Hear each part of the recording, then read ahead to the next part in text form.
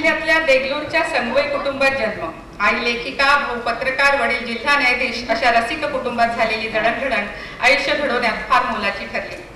मानसशास्त्र या विषयातून पदवी घेतल्यानंतर मराठवाडा विद्यापीठातल्या नाट्यशास्त्र विभागात प्रथम येण्याचा मान मिळवला आणि मग इथेच नाट्य विषयक जाणीवा जागृत झाल्या, समृद्ध झाल्या.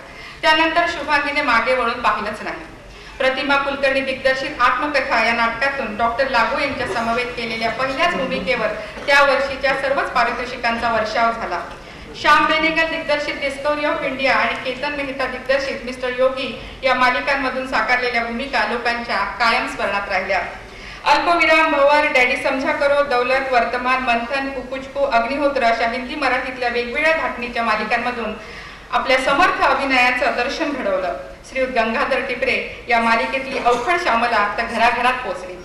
कोण आहे तिकडे, अगबाई अरेच्या, बोक्या सातबांडे, क्षणभर विश्रांती अशा विविध मराठी चित्रपटांमधून तसंच मोक्ष यासारख्या हिंदी चित्रपटांमधूनही साकारलेल्या भूमिकांना प्रेक्षकांनी भरभरून दाद दिली.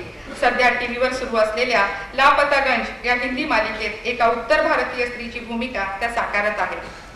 सुप्रसिद्ध अभिनेता मोहन गोखले संसाराचा डाव अर्ध्यावर सोडून गेले, पण शुभांगीने स्वतःला सावरलं आणि अभिनयाच्या क्षेत्रात स्वतःला पूर्णपणे वाहून घेतलं. एवढंच नाही तर स्वतःला सिद्धही करून दाखवलं.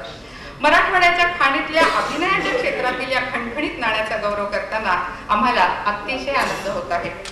मी मुख्यमंत्री श्री पृथ्वीराज चव्हाण साहेब यांना विनंती करते की त्यांनी प्रसिद्ध सिने व नाट्य अभिनेत्री शुभांगी गोखले यांना मराठवाडा गौरव हा पुरस्कार देऊन सन्मानित करावे.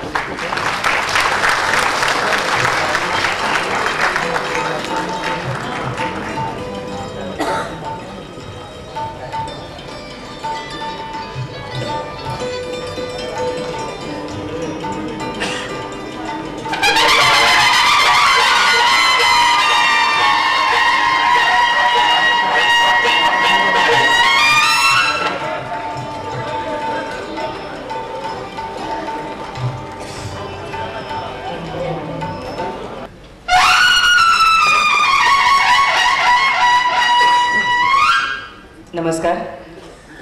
व्यासपीठावरील सर्व मान्यवर आणि प्रेक्षागृहातले रसिकगण, सगळ्यांना माझा नमस्कार. अर्थात मला संवाद पाठ करून म्हणायची खूप सवय आहे, त्यामुळे आत्ता माझं बोलणं थोडंसं विस्कळीत असेल.